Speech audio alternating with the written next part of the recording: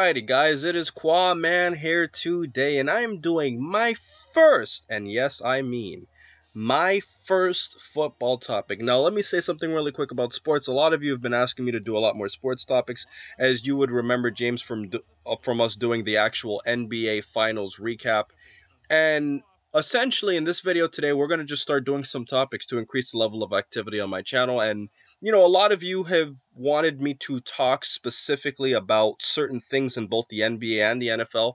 James will tell you that I don't have enough knowledge to talk about any other sport besides those two sports. So without wasting any more time, James and I today will talk about who should be the 2013 NFL MVP. I guess technically it's, 2014 NFL MVP, as it's technically 2015 now, but we all understand it's based off of the year that the year starts. So without wasting any more time, let's get straight into the video. So James, who do you think should be the NFL MVP this year? Or from last year, technically. If you, Qaaman, were to ask me this a couple of weeks ago, because we talked about this a couple of times, I would have said J.J. Watt. But again, I'm kind of going back and forth on this because the thing about it is the Texans still did not make the playoffs, and even with Luck having the tremendous season he did, the Texans' defense was still somewhat pedestrian because they were 16th in yards, 21st against the pass, and 10th against the run. Now, those are good statistics in general. Without J.J. Watt there, the obviously would have been much more, which would have been far inferior. But I do think there are some other guys that I think deserve some credit too. And I'll throw some names around. I think you'll probably agree with them too. My other AFC candidate is Tom Brady, because I think he had a very good year in New England because, again, the last few years, he's not had some of the wide receivers and tight ends he's used to. I mean, he still has Gronkowski, but you look at what he has now versus what he had 2-3 years ago. He had Welker. He had Dante Stallworth, he had Aaron Hernandez. He had so many very good players, and like now he's got Brandon LaFell and Julian Edelman and Rob Gronkowski still. And again, 33 touchdowns, 9 picks, over 4,100 yards, an extremely solid season. Right. If I were to go to other candidates, because I want to get 4, I would have to go with Tony Romo. Yes, Tony Romo, because he had the highest QBR in the league this year and was named second team All-NFL. And I would have to say my other choice would probably be Aaron Rodgers. So, Qaaman, go ahead and outline a couple of guys you think could be candidates. Well, to be completely honest, before I say who I think should be the NFL MVP, I'll just say a couple. I agree with you, Aaron Rodgers. We both agree with that. J.J. Watt.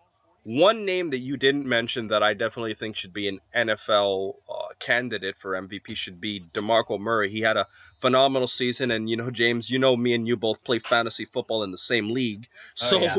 I'm very well aware of how he performed statistically, you know, because he was the best running back in fantasy. I mean, he had such a monstrous season, and I think he evolved the Cowboys' offense this year. Because a lot of times they would rely on Tony Romo to make a lot of the plays, and let's be honest, even though statistically it doesn't prove that even though statistically Tony Romo's actually clutch, he has had a lot of, I guess you could say, disasters in late game situations in several points of his career, although he has performed pretty well in certain points as well. So I honestly think DeMarco Murray should have been a serious MVP candidate, and you also factor in from a receiver's point of view. I mean, I try to be balanced. Antonio Brown, you as a Steelers fan would obviously know, Antonio Brown, I would have to say, had one of the top 5 best seasons by wide receiver in NFL history, because the thing about Brown you have to remember is he's not like a Des Bryant or Calvin Johnson, where he can just run past you with blazing speed or jump over you and make a catch in triple coverage. He is just so quick and so shifty, and he is so elusive that it really doesn't matter who you have on him. He's still going to find ways to get open. Right. More so than guys like Calvin Johnson and Des Bryant. You can eliminate Des Bryant and Calvin Johnson, but I've seen Darrelle Revis and Richard Sherman go up against Antonio Brown, and I've seen them struggle mightily against him. As a matter of fact, James, I don't remember exactly who you said, but you said that Antonio Brown reminded you of a specific Hall of Fame receiver in terms of his play style. Who would you say he reminded you of? I'm trying to think of a really good. I think was it Jerry Rice? I said Yes, I think you it said was he Jerry reminds you of Rice. Jerry Yeah, Rice. yeah, because Jerry Rice caught everything thrown his way. Jerry Rice was extremely shifty. He was the hardest worker on his team by far. Ask anyone in the Steelers organization; they'll tell you Antonio Brown is. And again, they're not big guys. Guys with great hands, great moves, a little bit of quickness. It's just the similarities between those two are incredible. And they're not athletic freaks like guys like No, Calvin Johnson, or I mean, even though he's a tight end, you could also put Rob Gronkowski in terms of an athletic even Jimmy catcher. Graham. Right. Jimmy Graham's extremely athletic too. Vernon Like Davis a couple years ago would have also have been in this conversation. So Antonio Brown is 5'10", 180, and he just keeps getting open.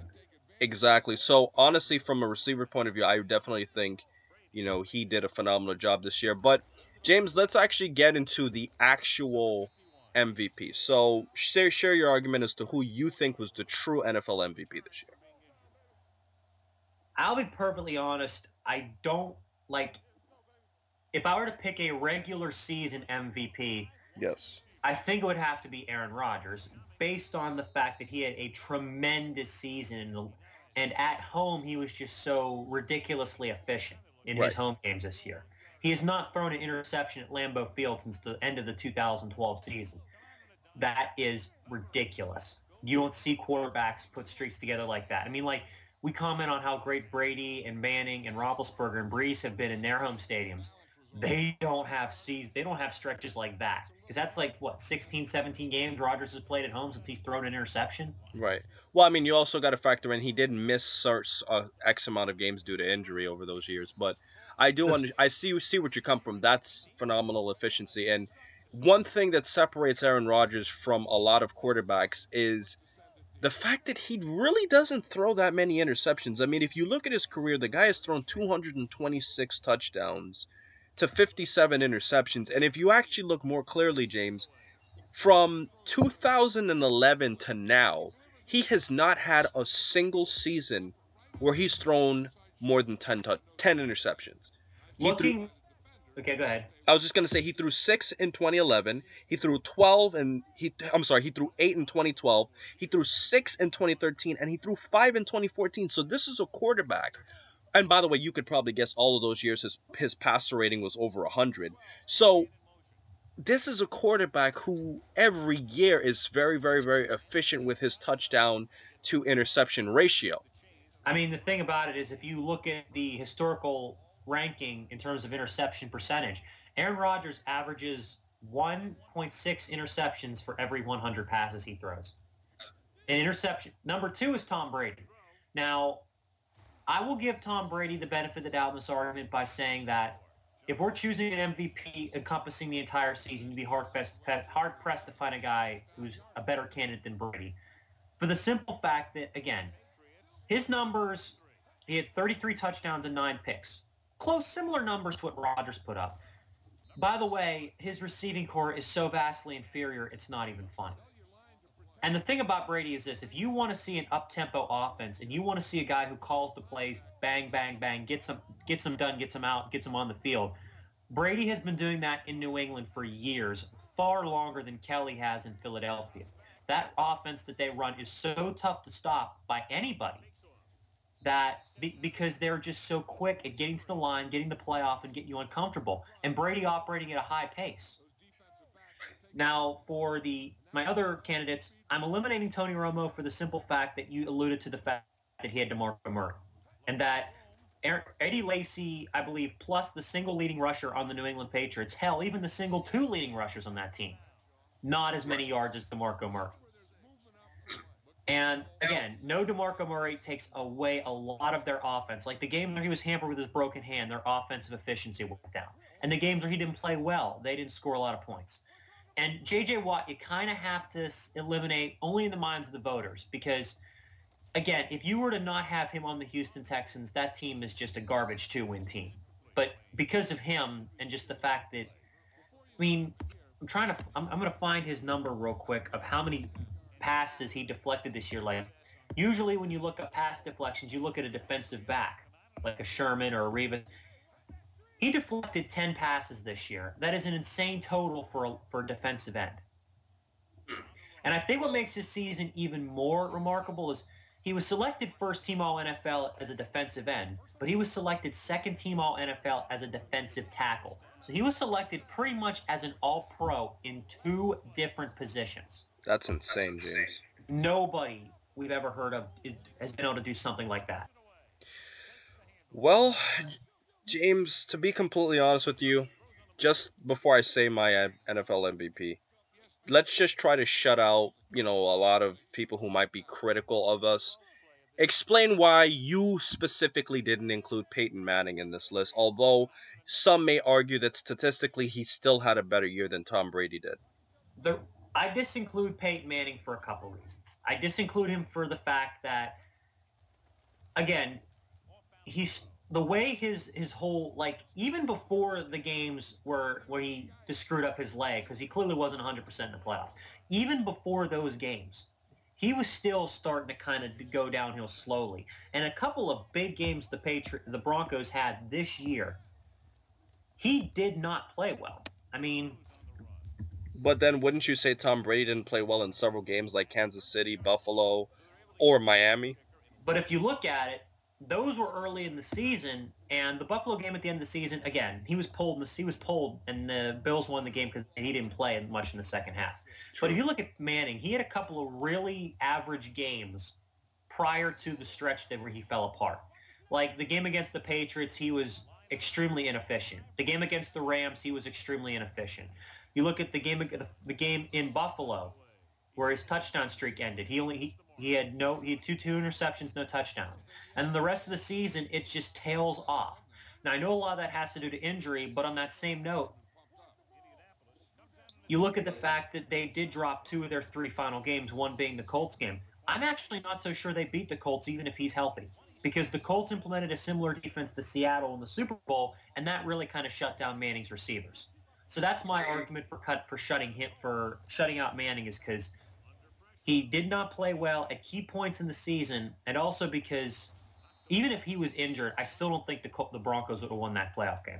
Well, James, my question for you is just so we can educate a little bit before I get into my MVP. What kind of defensive strategy would you say the Seattle Seahawks did that the Colts illustrated? What's the basic premise for our viewers? Jam the receivers to the line of scrimmage, be physical with them, don't allow them to get off, always keep a safety deep, so that way you don't get risk being beaten by the big play, and pretty much confuse and disguise your blitzes. The Seahawks did not blitz Manning a lot in the Super Bowl, but they did it enough to keep him off balance to the point where he didn't know who was where. I think jitters and being in the Super Bowl had to do with it. But in reality, that Seahawks defensive front was just so athletic that they just overwhelmed the Broncos on the line of scrimmage.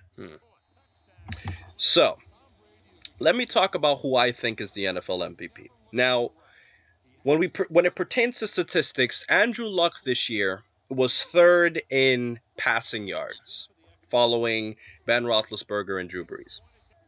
He led the league in touchdowns, and I find it so funny that nobody even considers him an NFL MVP. And James, we probably understand the reason why people probably wouldn't consider him the NFL MVP. It's because he has a lot of what, James? Well, actually, there's 2 things. One of them is what you're talking about. He has thrown a lot of interceptions this year. He threw 16 on the season, and if you look at where he would rank this year in terms of interceptions... He was 2nd in interceptions, following Jay Cutler. There you go. But I will think the other reason he's kind of getting overlooked is because of the fact the Colts went out so meekly in the playoff game against the Patriots. Right. Regardless, you want to get to the whole Deflategate thing or not, I really don't care. But I will give you a little bit of support for your argument about Andrew Luck. Yes. The support that I have is the fact that the Indianapolis Colts this year were an absolutely god-awful running team. The only teams that they actually ran the football successfully on were teams with horrible defenses against the run. Yes. Like Jacksonville twice. Let's look at the top few teams they went against. Jacksonville twice. Cincinnati, they just ran over them. The Eagles. The Ravens at times were a soft run defense. There was a midpoint in the season where they kind of tailed off. The Redskins, the Bengals again in the playoffs, the Texans, and the Titans. Again, whenever they played teams with a half-decent defense, like the Patriots, like even the Cleveland Browns, like even the Cowboys, they had one rushing yard against the Cowboys. Now, how the hell do you expect to go into into the stadium of a team that's probably going to make the playoffs and win their division and beat them when your running game only nets 1 yard? Andrew Luck literally Carried that team. He was literally the Indianapolis Colts offense. I mean, and his receiving core is actually, I think, a little bit overrated because at this point, Hakeem Nicks has been through so many injuries and he's been so beat up that Reggie Wayne is ancient. He's clearly not the same player. Reggie Wayne, yes, he is ancient. He had 2 touchdowns this season. I mean, Dwayne Allen and Coby Fleener are good underneath guys, get you 5-6 yards a catch. You know what I'm saying? As tight ends. And T.Y. Hilton's a strict deep threat. Yes. And Revis Island allowed one receive. I think it was either Kyle Arrington or Darrelle Revis, one of those two. One reception for 36 yards in the AFC Championship game. T.Y. Hilton is a good receiver, but if there's anyone who thinks he's on the same level of Antonio Brown and Dennis Bryant, I think is kidding themselves. Right. So even Andrew Luck with a decent receiving core, I'll say decent, not really exceptional, because I think the Steelers one was better than his, put together a season where he still led the league in touchdown passes. That's pretty impressive. Exactly, James. And, I'm glad that you pointed out because when you talked about the running game, you basically said exactly what I was going to say, but I was going to emphasize more on the receiving core because my basic argument is look what he did passing-wise without weapons. I mean, you consider, okay, Coby Fleener is basically a chemistry guy because, Andrew Luck went to Stanford with him. We understand that. Dwayne Allen, solid tight end. We both agree he's one of the better tight ends. I'll give him that. He was a great red zone threat. He caught 8 touchdowns this year for a tight end. We don't disagree that Dwayne Allen's not a good player.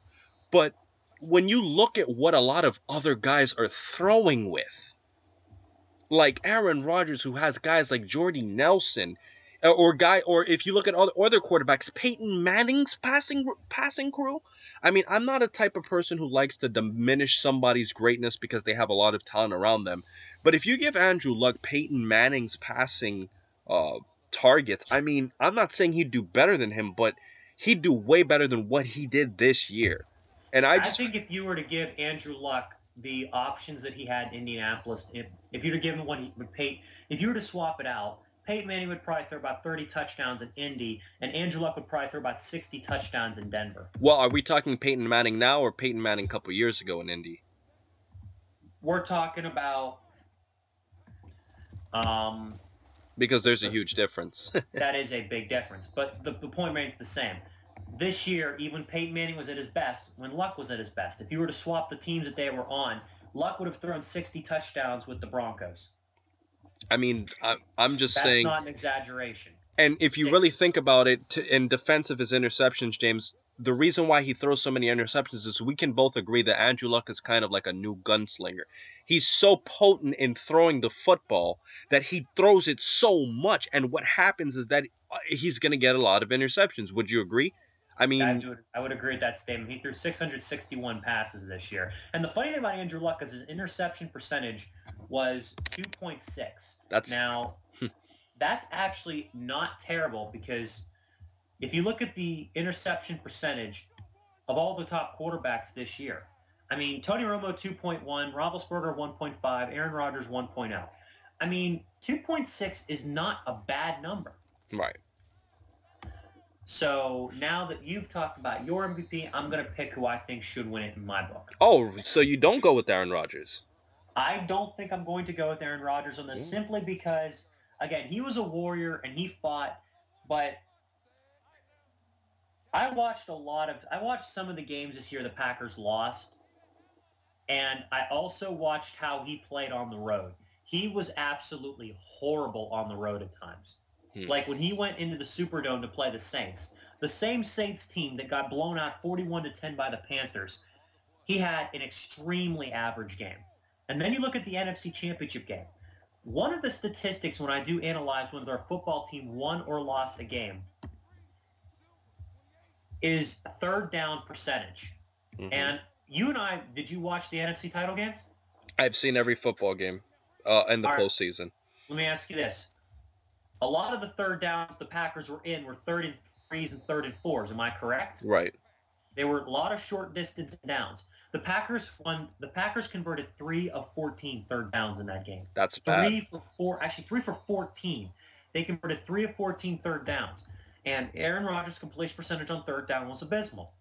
Whenever he needed to play well in the late moment, in those drives to extend the game, he did not do well. I mean, let's look at some of his games this year, because I'm on Pro Football Reference right now. I figure I should point it out. Like, the games against Seattle, his passer ratings were average. The game he went into Buffalo against a non-playoff team, threw 2 picks, had a passer rating in the 30s. Goes to New Orleans, 1 touchdown, 2 picks. Again, he may have thrown a few interceptions, but there were some games where he just flat out did not play well. Right. Like, well, even the game against the Dolphins. I know they did come back and beat the Dolphins. Let's not talk about that, James, please. Sorry to bring that up. His completion percentage was very under average. His pass rating was good. It was almost 100, but that's not the point. The point is that he, again, in that game, couldn't manage third downs. He could not manage third downs in that football game. The Packers had an abysmal third down percentage. Again, they had to drive all the way to the length of the field and win that at the end. Yeah. Don't remind me. But, I mean, when we're talking strictly about the actual regular season, who do you have as your MVP? Well, my MVP, believe it or not, I thought about it a little bit when you were talking about it. I'm going to go with Brady. Okay. And the reason why I think Brady is the MVP of the league this year is because I was watching the AFC title game, and they're talking about the running game. Because, they were talking about, obviously, because LeGarrette Blount pretty much ripped the Colts a new one for the 2nd straight year. But every month this year, September, October, November, December, the leading rusher for the Patriots in that individual month was a different player. Jonas Gray, Stephen Ridley, Shane Vereen, LeGarrette Blount. Right. How many teams can just plug a running back in and he succeeds like that? No. If it's that case, because how many teams do we know of that carry 4 or 5 running backs that can actually get yardage? That must mean the defense is playing respect to the passing game. Why do you think they're doing that? Because they know that if they don't arrive at the precise moment of impact when Brady's delivering the football, they are going to get burned. And again, he's doing what he's doing. Like, let's put it this way. Rodgers has Jordy Nelson, Randall Cobb, Devontae Adams, 2 Pro Bowlers, and a receiver who's up and coming who could be a Pro Bowler. Oh, by the way, let's not forget he's got a Pro Bowl running back in Eddie Lacy. Mm-hmm. Look at what Brady has. He's got Rob Gronkowski. Yes, he's an all-pro tight end, best tight end in the business. I get that. Brendan LaFell and Julian Edelman would not be the 3rd or 4th receivers on the Colts, the Broncos, the Packers, or even the Steelers. They would not be starting on any of those teams. And yet, look at the way that he's just torn up some of the best teams in the league this year. Like, Denver came in the middle of the season. He absolutely just ripped them. A lot of people were predicting Denver to win that game. I'm like, no, New England's going to rip them a new one. And I was right. Because, again, when Tom Brady is playing well, I don't care who he's got at wide receiver. He could have Troy Brown and Jabbar Gaffney. He's still going to rip you a new one because he's going to put the ball in the right spot for you to make the play. And doesn't throw a lot of interceptions, too. And another thing about Tom Brady's season that I did notice this year. What's that? And this is something that I picked up on. Mm-hmm. Is that, let's see if I can find what I'm looking for. All right, found it. He got sacked quite a bit. Like, his sack percentages are usually in like the 1s or 2s. So he got sacked 21 times. Now, for him, that doesn't sound like a lot. When you're talking about a guy who's used to incredible pocket protection his entire career, that's a pretty high total for him. Because Brady had to deal with a lot of pressure this year because he played a lot of teams that bring heavy, heavy pressure. Like, the Bengals are a team that like to bring pressure. He let them up for almost 300 yards, 2 touchdowns. The Bills, let's think about this. The Bills went to Denver. Manning didn't throw a touchdown. The Bills hosted Rodgers. He didn't throw a touchdown. Brady threw for almost 365 yards and 4 touchdowns on the Bills. No interceptions. Pass rating 139.6. One of the best defenses in the league. The Bills' pass rush this year was dominant. Mario Williams, Marcel Darius, and kept coming at you, just nothing. The Broncos at home, 4 touchdowns. The Right. Lions, one of the better defenses in the league, underrated, and their pass rush is very good. 2 touchdowns, over 349 yards. You look at the Packers game. He went into Green Bay, and he played a very good game. And then in the 2 playoff games between the Ravens and the Colts, 6 touchdowns, 2 interceptions, completing 65.75% of his passes. He is playing extremely good football. And like I said, I know J.J. Watt had an incredible year, but the fact that the Texans did not make the playoffs does hurt his chances because A lot of the other guys that we mentioned actually had teams that did. exactly they did. I know that it's the fault of the team, but when you look at it, if you were to strip away these guys from their teams, they would probably do about as well. But the fact is this. Brady and the Patriots made the playoffs, won the AFC North for like the 10,000th year in a row. The Texans missed the playoffs, and I think a lot of the turnaround had to do with Bill O'Brien, and I know it had a lot to do with J.J. Watt, but on the same note, again, J.J. Watt did put up a lot of really phenomenal numbers against some average teams, like Jacksonville, like Tennessee. Not to And mention he does play in a relatively weak division too. that's what I'm saying. The AFC South is an extremely weak division. That accounts for 6 games right there. 6 games out of his season. And there were a couple games where he really didn't do a whole lot. Like the game against the Steelers on Monday night.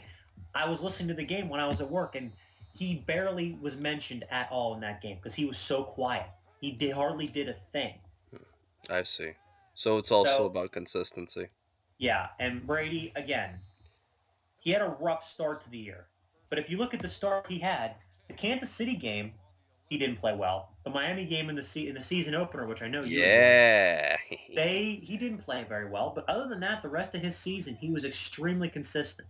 And the only game where his pass rating was really even that subpar was the game against the Buffalo Bills, and that was the season finale where he got yanked halfway through. That's true.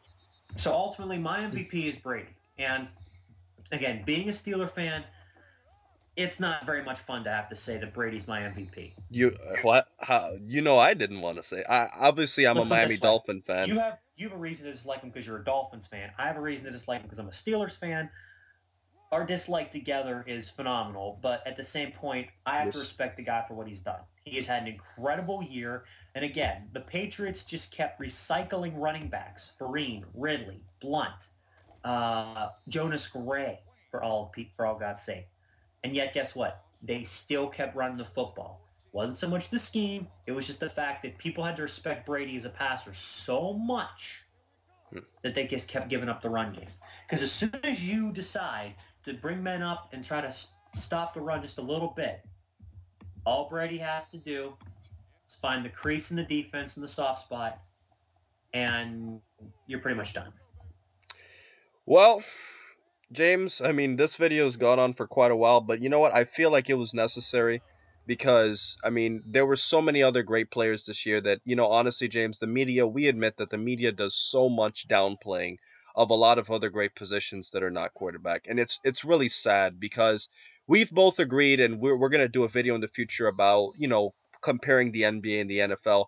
And we both agree that in the NBA, to a certain degree, it's more balanced in the sense that all 5 positions have a legitimate chance of winning the award, whereas in the NFL, it's really like quarterback every couple of years, a running back, and everybody else is basically crap. And I just feel like that's so sad because although the quarterback is technically the most important position, other guys really try their best to maximize their talents, and because this is such a quarterback-driven league, they just get no credit. And it's really unfortunate because, like, if you look at what the NFL has pretty much been ever since Lawrence Taylor won the MVP in 1986, the great New York Giant linebacker. We know him. his that season he had was just legendary. But other than that, I think it's just been running backs and quarterbacks alternating. And there have been so many defensive players that I think that should have won MVP, like Ray Lewis in 2000 when the Ravens won the Super Bowl. He was like a vacuum cleaner that year. Ray Lewis was everywhere. James Harrison in 2008 I thought was more than deserving of the MVP, far more than Peyton Manning. And then, like, other great seasons that MVPs had, like Rich Gannon's 2002 season, 26 touchdowns, 10 picks. That's average today. That's nothing. That's really not that impressive. Even back then, it wasn't that impressive. Tom Brady did that in a down season last Yeah, year. yeah. I mean, and then you had Derek Brooks, who was the MVP, Defensive Player of the Year, more than deserving of the MVP. But again, the playing defense, I guess, just isn't glamorous enough for the voters to give you a chance to win. Well, And it's unfortunate. Well, James, it seems like that's a problem. It seems like we kind of just like developed a topic out of their own, but it looks like we've said everything we have to say here. I honestly think Andrew Luck was the MVP. We both agree that he has an astronomically downplayed running game. I mean, James, we saw it. In the regular season we see it because it's a different playing field. You play against so many weak teams. We saw it come true against, in the playoffs against both the Patriots and to some degree the Broncos. So, I mean, it was basically just rely on one rushing yard against the Cowboys. It was basically luck, just win us some games, and he does play in a relatively weak conference. I'll give him that, but what he did with almost nothing. I mean, Reggie Wayne and T.Y. Hilton are your number one and number two options. That's just insane to me. I mean, maybe if Reggie Wayne was I mean, James, if you told me 5 or 6 years ago that Reggie Wayne would have 2 touchdowns in the season, you would think I was on drugs. I think a lot of that had to do with him coming back off his knee injury, but again, I still think that Reggie Wayne, he's a good receiver, but he doesn't have what he used to have. Right. Well, that looks like we're going to conclude it for today. I know this has been a long video, guys, but I hope you guys enjoy it. Me and James are going to do a lot more football topics, one of them being the upcoming Pro Bowl. So I hope you guys stay tuned, and I hope you enjoy that I'm trying to diversify and do a lot more sports topic on my channel. So please remember to rate, comment, and subscribe. And what, James? Please remember, as he says at the end of every single one of his videos, to have a great day, guys. Thank you, guys. Thanks for watching.